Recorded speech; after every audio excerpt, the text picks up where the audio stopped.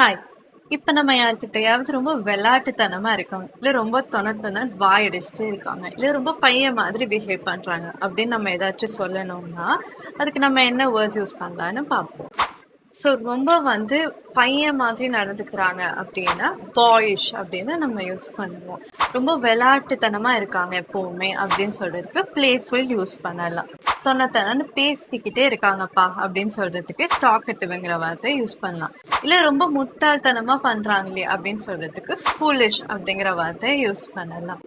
இனிமே நீங்களும் இந்த மாதிரி புது புது வேர்ட்ஸை யூஸ் பண்ணி ட்ரை பண்ணுங்க. உங்களுக்கும் இந்த மாதிரி புது வேர்ட்ஸ் கத்துக்கணும்னா லிபியை காண்டாக்ட் பண்ணுங்க.